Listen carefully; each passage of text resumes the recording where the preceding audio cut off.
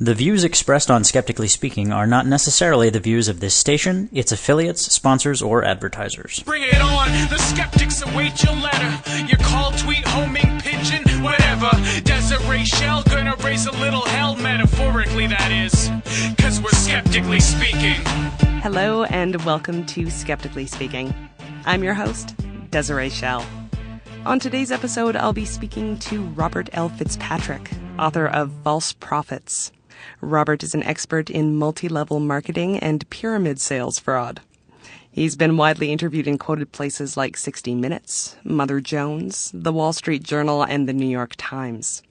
He's served as expert witness for the U.S. Department of Justice Attorneys General in 4 states, and he's provided consulting and expert services in more than 20 court cases against pyramid schemes. Welcome to Skeptically Speaking, Robert. Happy to be here. So you've been researching multi-level marketing for years now. So why this topic specifically? I didn't really choose it. It chose me. Life did it to me. It began from a very powerful, for me, quite profound personal experience about 25 years ago, in which I became involved through friends, as is typical, in what was revealed to be a classic pyramid scheme. This was not a multi-level marketing company, but was a type of scheme that has come to be called gifting schemes. And it was a scheme in which you invested money, and then you could, by enrolling other people in it, you could gain as much as an 800% return. And not only could you get an 800% return, but you could re-enroll and continue the process seemingly forever. And so I was involved in that briefly because the police actually eventually broke it up and it collapsed. And upon collapse, it was revealed to me and to many others as for what it was: an endless chain, a pyramid scheme, an impossible proposition. Only the people who joined at the beginning would possibly be able to get their money. And that experience fascinated me. I was astounded that I and others like me who were at the time educated could fall into such a simple-minded scam. And I just had to understand it. I also had experienced emotionally this strange euphoria that accompanies these schemes that make this promise of endless money flowing to you, a kind of ecstasy in which you suddenly feel that the entire burden of financial security and insecurity that we carry around goes away. And that was something I just had to understand. Where did this come from? Who created this? And it led to my writing about it, which then was folded into a study of multi-level marketing, because shortly after that scheme collapsed, multi-level marketing entered the South Florida, where I was living at the time, place. And it seemed to be everywhere, and everybody was questioning and trying to recruit me. But by now, I had sort of understood the math and the trick, and it is just a math trick. And so I incorporated multi-level marketing, and that led to the writing of a book. And from the book came opportunities and requests for consulting, for testimony, for media appearances, and each one of those experiences added to my knowledge, and my interest has never waned. Maybe let's give people some background. What exactly is a multi-level marketing program? Well, multi-level marketing today is a business. It's a form of business, and it's quite new, actually. It's traced to the 60s that it began, but it was very small, obscure, relatively unknown at that time. But some of these companies were developing in that time. And they were very quickly identified as illegal because they were inducing people to make purchases, to invest in a sales opportunity, and the inducement was based on a promise of income. And the income promise depended upon your enrolling other salespeople, and then you would earn a percentage on their purchases and sales, and when they enrolled others, you would earn on those, and it would extend forever. So there was a potential built into the system where anyone without having to be promoted or selected by anybody, if they recruited enough people who recruited enough people, could somehow harness the power of exponential expansion. It would expand your income massively. So it became a very popular way of inducing people to become salespeople for the product, and it became a new business model. But as I say, it was identified as an inherently deceptive because you can't keep expanding forever. And so it was acknowledged and recognized by authorities as a pyramid scheme, as a Ponzi scheme, as an endless chain, a fraud. And laws were written to stop it. In 1975, the Federal Trade Commission prosecuted the largest of these new companies, and it was called Amway.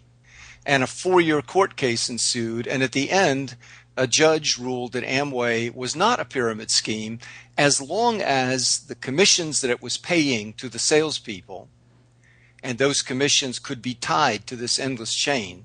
But ultimately, these commissions had to be tied to end user purchases, retail purchases. In other words, you couldn't just get another person to join, buy inventory, and you get paid. Then that person recruits another salesperson who buys inventory, and you get paid on both of them. They had to produce retail sales equal to what they had purchased. Then it would not be simply a Ponzi or a pyramid scheme. It would be retail-based. It would be sales-based. Right. So a kind of thin dividing line was established legally. It would have required great oversight for the government to have maintained that thin line, and that oversight never occurred because immediately after that, a new administration came into Washington, the Ronald Reagan administration, that was quite opposed to regulations. And the FTC, the entire leadership of the FTC turned over, and nobody really went and monitored MLM schemes to see if they were, in fact, truly retail-based businesses. And so they developed, in many cases, as mere pyramid recruiting schemes with very little actual selling to real customers occurring. Let's get the big question out of the way because I know that people want to know this. Is it possible to make money with an MLM? Well, we've looked at about 300 of them, and we've examined the pay plans. What we know is that of the 300 we examined, the income that is promised to you comes from one of two sources, or both. One is the so-called overrides or bonuses or commissions that flow to you from the purchases of the people you recruited. The other would be from your own sales. So you could buy the product and resell it. We looked at over 300 of them, and we saw a 99% loss rate among them. So we concluded that the vast majority of these schemes are money traps. Could you potentially earn any money if you sought to sell the product yourself? On a retail basis, it would be extremely difficult, but theoretically possible. If you turn back to the bonuses and override commission, those are structured in such a way that the vast majority of those dollars only go to the people at the very top. And we've looked at several of these schemes, such as Herbalife, for example, a very big one. And over 80% of all the commissions that they say they offer as bonus and overrides, they call them royalties, actually go to the top 1%. So there's very little money in that pool for the average person. And then the other revenue source, which would be your own personal retail selling, we didn't see that was truly feasible on a cost basis for most people. So could it be done? Theoretically, yes, it could. In practical terms, we just didn't see it. You're listening to Skeptically Speaking, and my guest today is Robert L. FitzPatrick, expert in multi-level marketing and pyramid sales fraud. He's also the author of False Prophets. And we have an email question. It's from Andre. Whatever happened to caveat emptor? Shouldn't people be responsible for researching any business that they're going to get involved in? I don't think caveat emptor was ever meant to mean that fraud was fine, deception was fine, and you just are on your own. You better be prepared to figure it out. Caveat emptor is about conventional, fair marketplace transactions where you're on your own, you make your decisions. But it was never intended to be a substitute or an endorsement of some kind of a right to deceive. And if you get caught, too bad for you. It never meant that. So the first multi-level marketing organization that I heard about was Amway, and you mentioned it. So what's the backstory there? I think I began a little bit speaking about how Amway was prosecuted in the 1970s by the United States government. And the Federal Trade Commission made the case that this was a blatant pyramid scheme, an endless chain. Amway argued itself out of that case over a 4-year period and convinced a judge that as long as it was retail-based, that even though it offered a endless chain, it would never use the endless chain as an enticement for making money. The money was still tied to retail selling.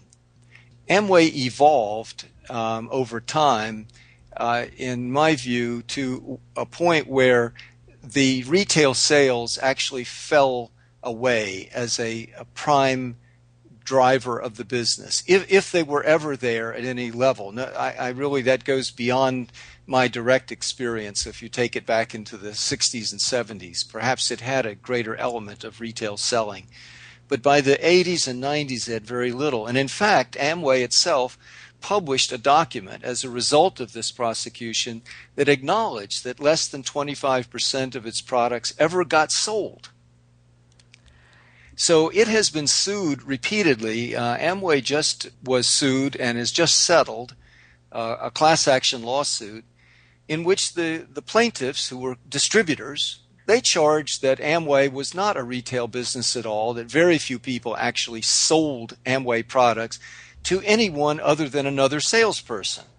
And these other salespeople bought the product as part of the pay plan. And that the name of the game was simply buy in, make your purchases, buy them every month so you meet your quota, and then go out and hit the streets and your friends, your neighbors, your family, and try to get them to do the same thing you've done. And that in fact was nothing but an endless chain. It doomed the last ones in. And in fact, that's what happened. That 60-70% of the people realized they couldn't extend the chain themselves at a sufficient number to do this. They would quit, lose their investments, and they were simply churned through, and another group was recruited. Now, Amway is settling that lawsuit, and they will be paying out tens of millions of dollars. But they'll be able to continue their business as they were before. Amway was prosecuted by the government of England because the English government, this was only 4 years ago, did some research and realized that over a 30-year period of all the people in the UK that had ever invested as salespeople, less than 1% had ever made a net profit. The two top executives of Amway, were interviewed recently by the Wall Street Journal in a video interview, and the Wall Street Journal reporter asked them plainly, how much of your product is retailed? Of course, they offered no verification of this, but they said half of the products are retailed. Well, even if that were true, although other lawsuits have said that as little as 10%, less than 10% is actually retailed. Again, Amway offers no verification and does not track it, so it has really no way to know. But if even only half were retailed, it would still be an insufficient amount. It would mean that half of the money is coming only from the salespeople themselves. Why don't we hear about this? Because Amway appears to people to be a fairly credible organization at this point, doesn't it? In my view, it has purchased credibility. There is always around Amway a hint of wrongdoing. There's always a hint of scam. If you look up on Amway's, look on the website and put Amway and fraud, Amway and pyramid scheme, you'll see hundreds of thousands of hits on that, of pages. It's everywhere. But officially, it's on the board of directors of the United States Chamber of Commerce, Better Business Bureau. The son of one of the founders ran for governor of Michigan. recently. It was listed as the second only to Enron as the top contributors to the Republican Party in the 2000 election. So it has actually, in many ways, purchased legitimacy, but it has never been able to shake the accusations that it is something pretty horrible, really, that these class action suits are charging a pyramid scheme, that it is not even a direct selling company at all, that a Wall Street Journal reporter would have to ask a direct selling company how much of your products are sold to the public, because the question is equivalent to asking, are you a fraud or not? You're tuned into Skeptically Speaking. And we'll be right back with Robert L. FitzPatrick, founder of Pyramid Scheme Alert, after this.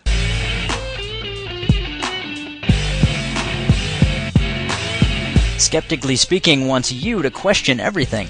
To be a part of the discussion, call and record your question on our listener question line at Speak 73101. That's 773-257-3101. Long-distance charges may apply. Sunday nights at 6 Mountain Time, join our Ustream chat room to listen and ask questions as we record interviews live. Just click the Listen Online button at skepticallyspeaking.com. You can also email your questions and comments to live@skepticallyspeaking.com, or if you're on Twitter, tweet us at Skeptical Radio. To find out where Skeptically Speaking airs near you, to listen to past episodes, or download the weekly podcast, check out our website at skepticallyspeaking.com. While you're there, follow the links to connect with us on our Facebook page, our Twitter feed, or to subscribe to the show in iTunes. And now, back to the show. Welcome back to Skeptically Speaking. I'm your host, Desiree Schell. Today's episode is all about multi-level marketing, pyramid schemes, and the fuzzy line between the two. I'm joined by Robert L. FitzPatrick, author of False Prophets. He's an expert in multi-level marketing and pyramid sales fraud. Now, there's a new-ish one, which is actually the inspiration for today's episode. My son and his friends were actually approached by Fortune High-Tech Marketing, and I understand you're familiar with the company. Yes, I'm very familiar with it. It made a big splash where I live, which is in Charlotte, North Carolina. Such a big splash that the wife of the now former CEO of Bank of America, Ken Lewis, became associated as a recruiter and was quoted in the media defending the company. But it was also at this same time prosecuted by the insurance commissioner, which is sort of equivalent in terms of regulation to the attorney general of the state of Montana. And so it was being prosecuted for fraud in Montana, while the wife of the former CEO of the Bank of America here in Charlotte was endorsing it. And so it's basically the same kind of setup as Amway. Yes, it's similar to Amway, although Amway has proprietary products that they actually make. Fortune High-Tech Marketing was more of an association with other people's products. As it turned out, some of these companies disavowed any connection to it and said that these relationships that were supposed to be partnerships, they were presented as partnerships, were in fact merely some kind of a market affiliate. You know, you can basically go and sell for anybody through several layers removed. It doesn't mean you're a partner with Barnes & Noble if you're able to, promote them on your website or link to their website or something. But that's kind of what the company was implying, that this was a marketing partnership with some very big brand name companies, and that some of those proved not to be true. Also, the company charges a fairly significant amount of money to join, and whereas in Amway and others there's usually a smaller amount. So the accusation was that most of these bonuses and payments that were being promised were really coming from the payments that the new salespeople were making themselves in order to join the scheme. You mentioned search terms earlier and looking up information on the internet. And when I was researching FHTM, it was interesting because it seems like they had conquered search terms. I can tell you from my own research experience, which would be over a period of time. And there was a period where if you bumped up against a scheme like this and you said, I'm going to look it up on the internet, and you said, just as a precaution, I'm going to put in here, Fortune High-Tech Marketing and scam. And there was a time where, oh my God, here, looky here. Here's a testimonial from somebody that's on a website, or here's a chat room somewhere where there's a thread where you could see a discussion of this. Oh wait, here's actually a record of a prosecution or a lawsuit, and you learn something. It's virtually impossible now. All of these schemes now jam the internet, and they produce a deluge. They deluge the internet with fake testimonials and false leads. So you will see a page that will say, is Fortune High-Tech Marketing really just another scam? Turns out to be somebody that's recruiting for Fortune High-Tech Marketing. That is exactly it. Yeah. It's insane. So these things have now created, they have flooded the internet with false testimonials, false leads, false negatives, and so on, making it really difficult to research them in any way. Caveat emptor would be really hard to do here now because, you're under some obligation from friendship. There's affinity going on. There's nothing but positive stuff. And there's no way to actually dig into this thing to find out what it really is about. So, you could be a good skeptic and you could say, I'm just not convinced, I'm going to hold back. But the way they present it to you, the idea is go ahead and join up and then figure it out. And often people do exactly that. That way they have fulfilled their obligation to the friend. Maybe the initial sign up wasn't going to bankrupt them, 300, 400, maybe something like that. Maybe it's worthwhile, who knows, but I'll get into it and figure it out. So by the time you do figure it out, if you decide, well, they made their money. You're listening to Skeptically Speaking. My guest today is Robert L. FitzPatrick, expert in multi-level marketing and pyramid sales fraud. We have some email questions. Now, this one is from the chat from Grave Spinner. Are the laws regulating MLMs in Canada any more restrictive than those in the U.S.? The laws in Canada are more restrictive. And Canada has a wonderful fraud law that actually spells out an endless chain quite clearly. Canada also has a competition bureau, which is sort of equivalent to the United States Federal Trade Commission. But I'd have to say, and I was on a CBC Marketplace show a few years ago that did an inquiry into a particular scheme, multi-level marketing that was sweeping all over Canada, east to west, called Business in Motion. Right. Business in Motion. They had billboards up in some places to join Business in Motion. And the CBC Marketplace show felt this scheme was quite suspect, and they invited me up for a few days I spent in Toronto. And this question, of course, came up all the time.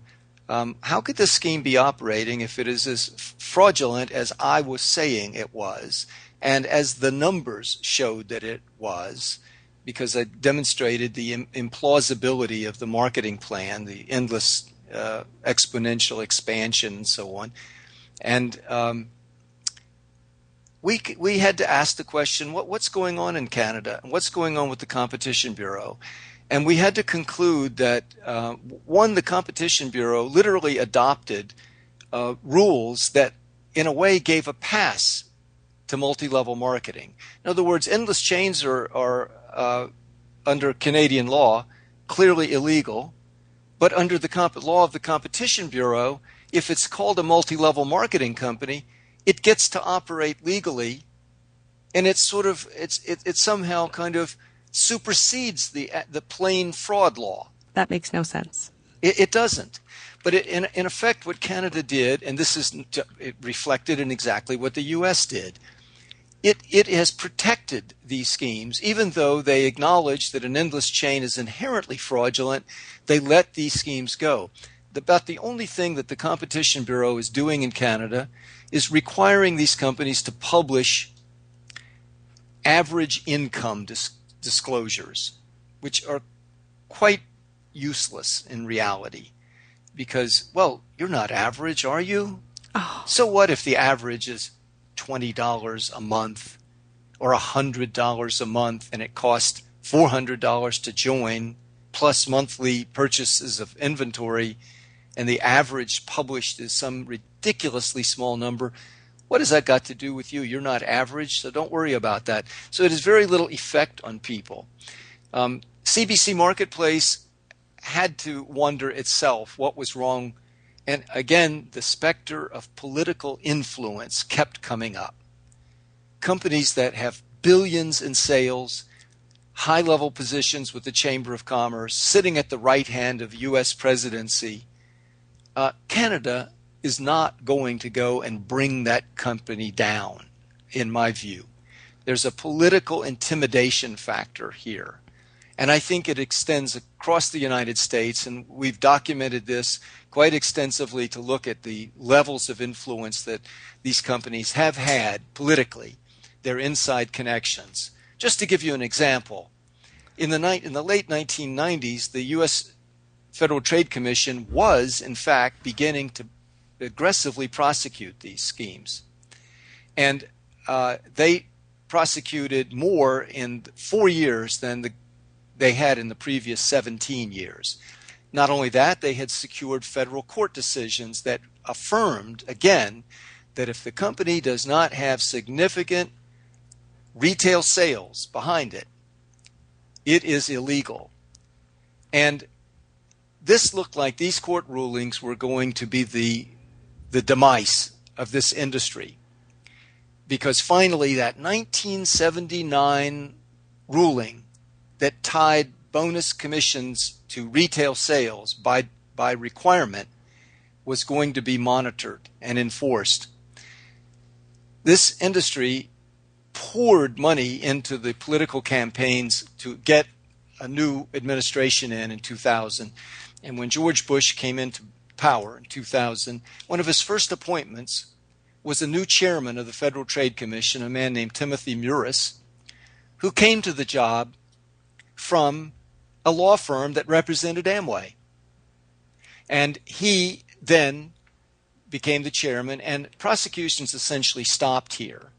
He made, as his chairman of the Bureau of Consumer Protection in the FTC, a man who had only recently testified against the FTC on behalf of a multi-level marketing company that the FTC was prosecuting. Now that person is over on the other side working for the FTC after just testifying against the FTC on behalf of one of these schemes. A scheme that, by the way, called Equinox, that was in fact shut down. And it was shut down, and the FTC had estimated it had cost consumers $300 million. And this guy had testified on behalf of them. Now he works for the FTC in the top level position. So the FTC became really a protector of these schemes. And why? Well, because they were in with the now presiding administration. I think it cuts across. I mean, let's face it, U.S. and Canada are integrated economies. Mm-hmm. And these powerful influences don't stop at borderlines, at national borders. And I think Canada suffers from the very same thing that we have here. Political influence is buying the protection of these schemes. The laws are really not being enforced. Investigations are not happening. That's the long and the short of it. It's not a nice picture, but I think it's a real picture. We have a question from the chat. This is from PHI Guy. My in-laws were involved in something called Shakely that I thought was a pyramid scheme. I tried to explain it to them, but they were convinced it was legit. What is the best vaccination against this? We have a few questions that we put on our website. If you go to the pyramidschemealert.org website, and it's called What About This One? I wish I had a nickel for every person that has asked me, how do you get through to somebody who's bitten by this bug and who's become a believer? And how do you get them to look at the shape of this thing, the business model, and to do their due diligence? It's very difficult. And the first question we always ask people, look, if it's a good program, a good legitimate business, and it's a sales business, here's the first question. could you earn a sustainable profit from just selling the product without ever enrolling another person to also become a salesperson? Is it sellable?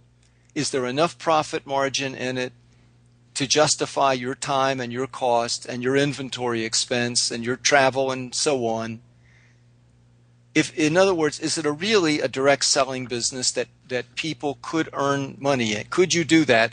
And not only could you think you do it, but are many people doing it?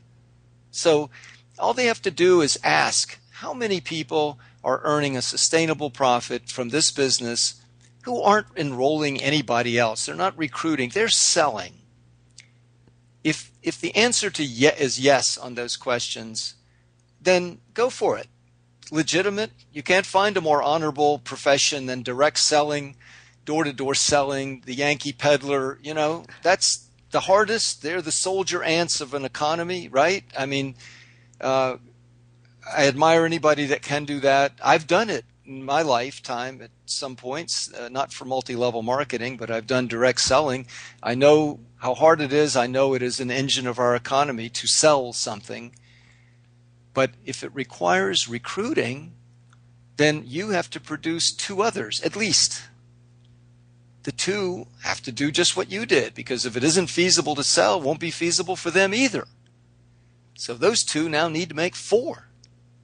Well, and the 4 have to make 8.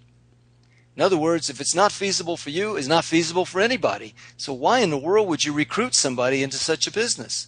Oh, you recruited them into a business in which the real opportunity is to recruit? Well, that won't work. That's going to place the vast majority in the bottom ranks where they can't make money since retailing is not the basis of making money, and it can't keep growing forever either. So the last ones in are likely to lose, and they will be the majority. And if they lose, the scheme can simply replace them, so the scheme could keep going while it just churns through losers. So bottom line, that's the one question. To me, that's the acid test. If it's direct selling, you ought to be able to make a living selling without recruiting. If you have to recruit, then everybody has to recruit. And if everybody has to recruit, you're in a scam. Robert, thanks very much for being here. Oh, my pleasure. And we'll be right back with Paul Piff, a researcher at the University of California, Berkeley, who's studying the relationship between social class and ethical behavior. That's next on Skeptically Speaking.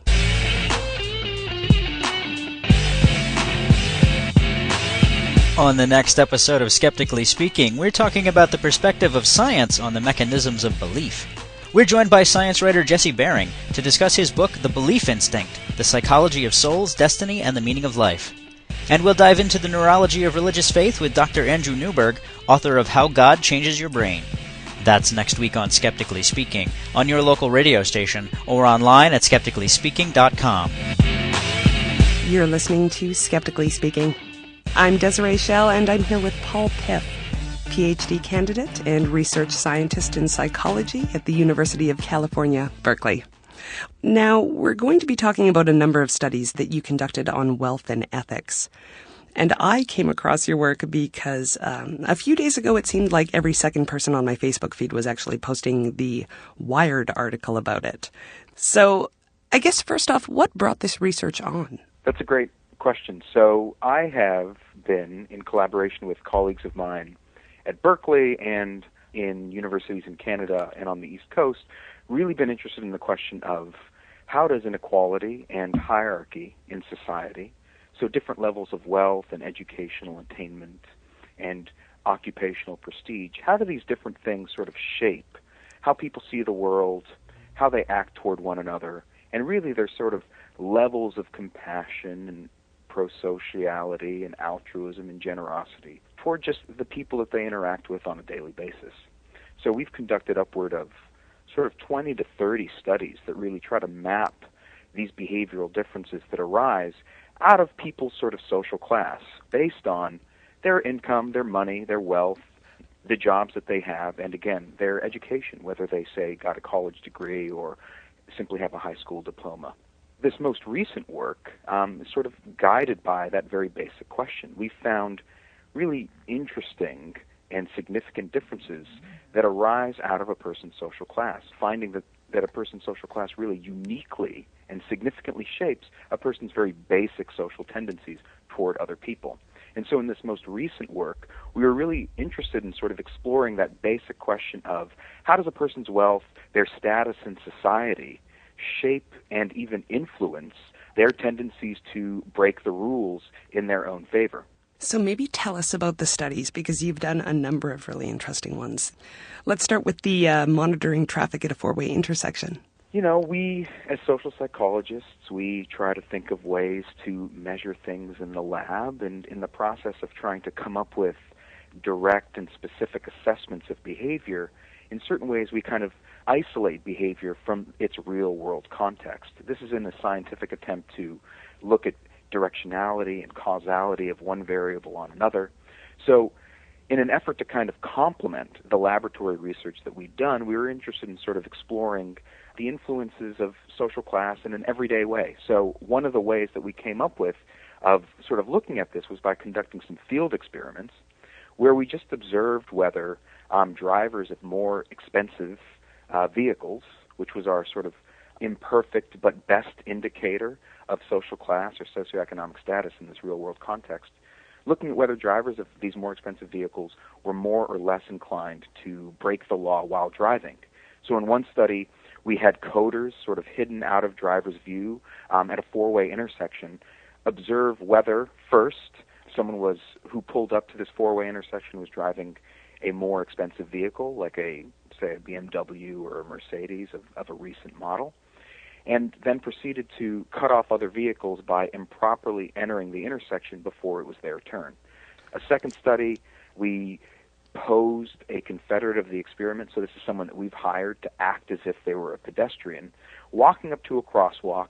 Someone was hidden out of view, coding the expensiveness of a vehicle as it approached this pedestrian crosswalk, and then noting whether or not the driver of the car yielded for the pedestrian, which is, again, another kind of behavior that is against vehicle code in California. And so across those two studies, we were really amazed to see that the drivers of those most expensive vehicles, so drivers of $50,000 or $60,000 cars, were actually anywhere from 3 to 4 times more likely to break the law than were drivers of our lowest status vehicles. So how about another experiment? What would they do when they're given change for a $20 bill? Assessing the kind of car that a person drives is, it's an imperfect indicator of your socioeconomic status. So in follow-up lab studies, we wanted to sort of more directly assess a person's social class to get really more directly at this effect of how much money and status a person has on their tendencies to behave unethically. So in this follow-up study, we just brought people into the lab, had them complete a variety of filler measures, which included assessments of their demographics. So they told us about their age, their ethnicity, as well as their socioeconomic background, by just thinking of their own levels of educational attainment, income, and occupational prestige, and rating that relative to other people in society on a ladder. So they just indicate where they stood relative to other people on a ladder that had 10 different rungs. And then we had them complete this measure of unethical decision-making, where they indicated how likely they would be to do a bunch of different unethical things, including, for instance, imagining that they were paying for a coffee and a muffin at a coffee shop. They paid with $10 but received change for $20. How likely would they be to keep that extra change despite it not really being justifiably theirs? Another hypothetical scenario asked participants to indicate whether or not they would be willing to cheat with fellow students on an exam if they obtained access to the exam's answers. And across these different scenarios, upper-class individuals, that is, our participants who indicated being from upper socioeconomic backgrounds, were significantly more likely to say that they do a whole slew of unethical things than were participants who came from lower socioeconomic backgrounds. And that is controlling for a host of other variables, including, their ethnicity, their age, their gender. So really, the effect of socioeconomic status, or the influence of socioeconomic status on a person's unethical decision-making tendencies in that study really held, while even accounting for a whole host of other variables that could have otherwise influenced that relationship. You might be thinking, well, is it the case that, unethical people simply become wealthy? Or is it really, as you argue, or as we argue in the paper, that being wealthy in fact gives rise to unethical tendencies? And you can imagine that both cases may be true, but it's in this follow-up study that we wanted to really directly look at whether the experience of higher class, that is the feeling that you belong to a higher class in society, actually causes people to behave more unethically. Now, we can't bring people into the lab and give them hundreds of thousands of dollars and make them, say, an upper-class individual and then look at how that changes their behavior. But what we can do, for instance, is bring people into the lab and have them simply compare themselves to people at the top or the bottom of the social hierarchy. So, for instance, we could ask them to compare themselves to someone all the way at the top who has the most amount of money, the most amount of education, the best job. And in the process, they might feel as if they're somewhat lower in social class because they've just compared themselves to someone who's way above them. Alternatively, we could ask someone to come into the lab and just temporarily compare themselves to people who are all the way at the bottom of the social hierarchy, someone who's unemployed or has never had a job or who has very little money and very little educational attainment. And by comparing yourself to someone at the bottom of the social hierarchy, you might feel somewhat higher in social class. And that's exactly what we did. We had people either compare themselves to people at the top or bottom of the socioeconomic ladder. Then they completed the same measure of unethical decision-making that we had them complete in the prior study. So how likely would you be to keep extra change or cheat on an exam? Then 15 minutes later, we tell them, okay, this is the end of the study. Please enter the hallway. At which point they met the experimenter. The experimenter said, look, I'm going to leave you alone for about a minute as I go set up the second part of the study. And while you're at it, there's this jar of candy. I've been asked to take this to give to children who are participating in a nearby lab. But you know what? Go ahead and help yourself if you would like. Amazingly, what we found is that participants, even if they came from actually lower class backgrounds, participants that we made feel higher in social class by comparing themselves to people who were below them in the socioeconomic ladder. Not only did they increase how unethical they said they would be, so not only did they become more likely to keep extra change given to them at a coffee shop, they also took 2 times as much candy from children than did participants who compared themselves to people who were above them, so who felt somewhat lower in their social class. Now, what that suggests is that the experience of higher social class, so this experience of occupying higher ranks in society relative to other people, actually causes people in a very direct way to prioritize self-interest and potentially engage in even more unethical behavior. Now, in the next study, we wanted to sort of extend this more by not necessarily only focusing on the differences that arise between upper and lower class individuals in terms of their unethical tendencies, but also looking at that question of why. So if it is in fact the case that upper class individuals are more inclined to behave unethically, why is that the case? So in this study, we had participants imagine they were participating in a hypothetical negotiation where they're negotiating a salary with another person. We created a situation in which essentially you could lie to the other person to increase your own bonus, to increase the chances that you would get this significant bonus in your job. So by lying to the other person, you'd better your chances of earning this cash bonus from your employer. And we asked participants to indicate to us how likely they would be to lie to the other person.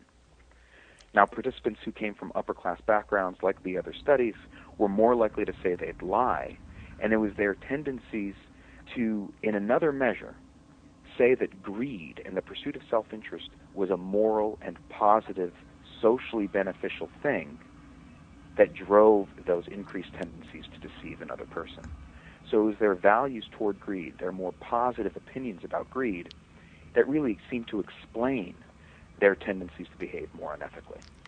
So in study 6, rather than have people tell us what they would do, we directly assess what people do. And we do this by having people play a game. We tell them, Today you get to play a game of chance where the computer is going to virtually roll a die for you 5 times. And in this game, higher scores, so higher rolls across the 5 rolls, are going to be equal to better chances of winning a cash prize. And because we can't keep track of your score, we're going to ask that you keep track of your score, such that after the 5 rolls, you're going to report to us what your total was. That's what we told participants. Now, unbeknownst to them, the game's actually rigged.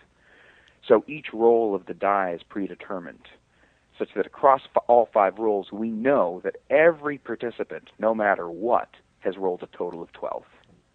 But by leaving it open to participants to report to us what their score was, we can really directly look at whether or not they were cheating.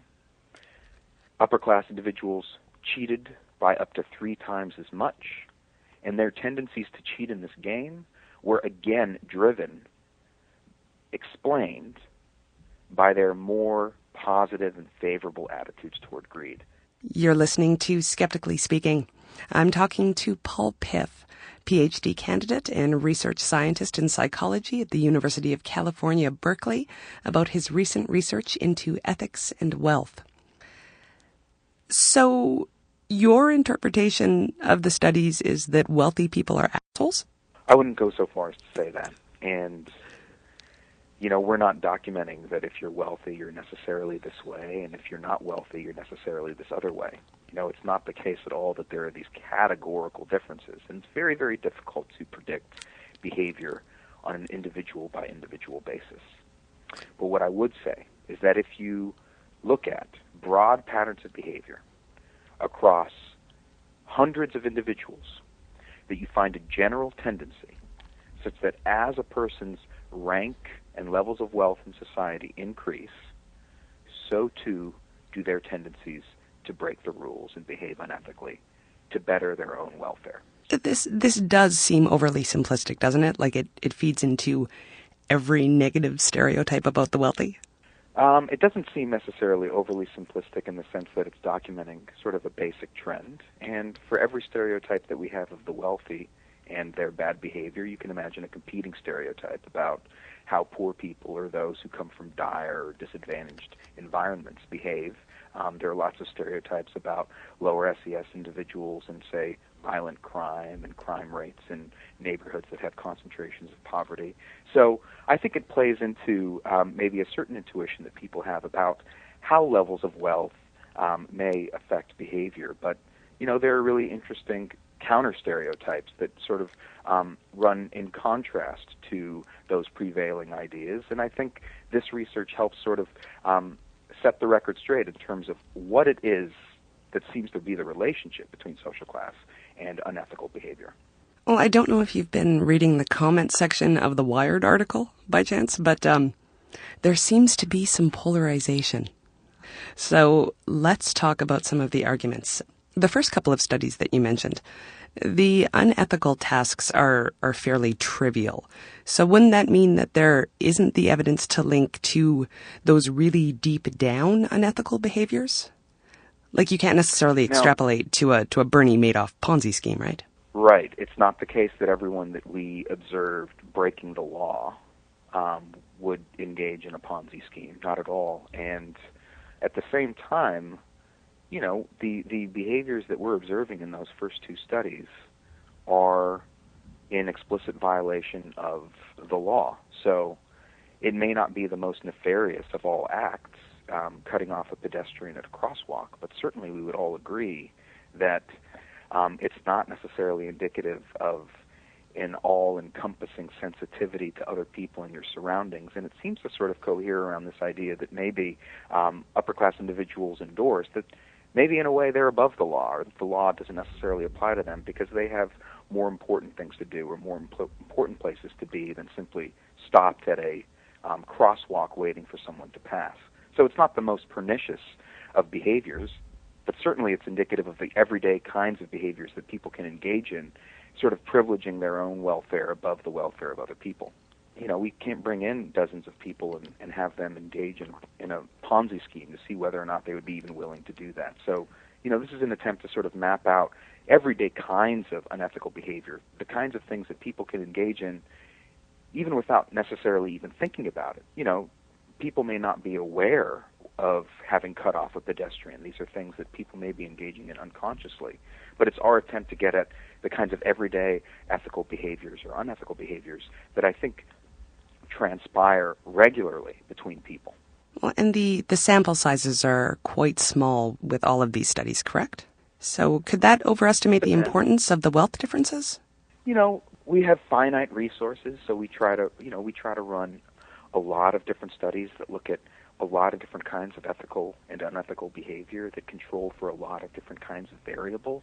Running the kinds of experimental procedures that we run often require, participants to spend an hour of their time engaging in some methodology. We can't simply call people up on the phone and have them complete some questionnaire. We're doing more than that. So sample sizes may be small for some kinds of research, but I think in the kind of work that we do, having assessed 1,000+ people and finding across all of these different studies a main effect of somewhere around 0.2, 0.3 is in the face of all the other kinds of variables that could be shaping unethical tendencies that we're accounting for. That's a huge effect.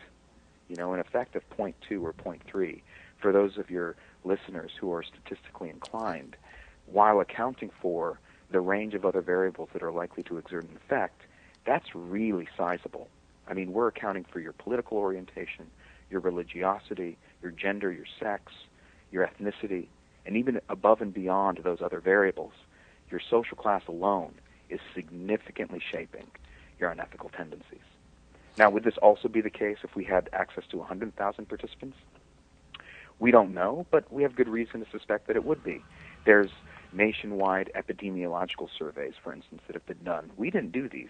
These are ones done by other laboratories, other researchers that look at, for instance, household income as it relates to people's tendencies to shoplift. And counterintuitively, it's the richest households in the United States that are anywhere from 3 to 4 times more likely reporting having shoplifted in their lives than the lowest income households. So our findings may be surprising. Other people may argue that we haven't done a good job of really assessing the relationship between class and unethicality. But really, our findings are so robust, they conform to all sorts of other research that's been done on related areas. Well, and that brings me to the candy study, because specifically in that one, it could be that the subjects were just mimicking the behaviors that they would stereotypically attribute to wealthy people, right? That may be the case. I mean, my question to whoever it is that raises that would be, if there is in fact a prevailing conception or a prevalent stereotype concerning upper-class people, say, taking more candy from others or taking more valued good from others, that could be the case. But afterwards, we interview participants regarding what they think happened during the experiment, and no one reported any kind of suspicion that they'd been manipulated into feeling like they belonged to an upper or lower class category. So I'm a little bit wary of thinking that we're necessarily making people just want to behave in ways that are consistent with the role that they've been put in. But certainly that kind of priming explanation that you've just offered is totally consistent with the idea, and one that we throw out there, which is that, we're priming people to think of themselves as higher or lower class, and in fact that may be what's causing them to behave in more unethical or less unethical ways. But really getting at what's specifically happening psychologically, that experiment doesn't do. All we know is that getting people to think of themselves as upper class is sufficient to cause them to behave more unethically. Why that's the case, we don't yet know, and we're going to need more studies that more directly look at that to really be able to ascertain why it is that that's the case. Well, could there actually be another reason for the results? When I was reading this, I was thinking maybe competitiveness, because competitive people may be more likely to reach a higher socioeconomic status, and so they could also be more likely to be unethical about how they get there? I love that. In fact, the way that we measure people's attitudes toward greed has items in it that really look at how competitive a person is. So I think competitiveness is a part of this. I don't think it's only about how positive you think greed is. that's driving your tendencies to behave unethically. I think how competitive you are temperamentally, the cultural background that you come from, whether or not your parents, for instance, taught you that competition is a valuable thing that you ought to pursue versus egalitarianism and equality being something that you ought to value. I think your parenting is going to have a big issue, I think, or a big role here. I think the kind of job that you have, whether you're an executive at your job versus someone who works a lot with other people, I think that's going to have an effect. So I think that there's a slew of variables, a whole host of variables that are associated with just this basic tendency to privilege self over others and decreased sensitivity to others' well-being that I think is correlated with increased social class, and that's going to help drive those effects. We've had, dozens of studies where we look at levels of generosity, levels of compassion, levels of empathy in physiology, in your behavior, in your eye contact with other people. Whether you check your cell phone versus establish eye contact with a stranger. Are you rude in your interactions versus really engaged? And across all of these different studies, we find the same basic pattern. The people who are wealthier, who come from upper ranks in society, are actually ruder in their interactions. They're less compassionate, less empathetic, more likely to privilege themselves over other people. And the reasons for that, I think, are complicated.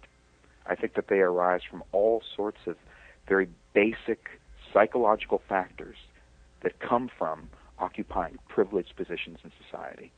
On a very, very basic level, I think that levels of privilege, increased status in society, wealth, if you will, in many ways kind of serves as a psychological veil, a buffer that gets people to inhabit increasingly insulated social worlds where they don't have lots of contact or lots of exposure to the needs of other people. They don't need other people as much. They're less reliant on their social relationships. And I think it's because of all of these psychological and behavioral tendencies that are associated with just this privilege and entitlement and higher status that we find in our studies they're more inclined to be unethical. That's also not to say that that's necessarily the case. There are lots of important counterexamples. Lots of wealthy people do lots of ethical things.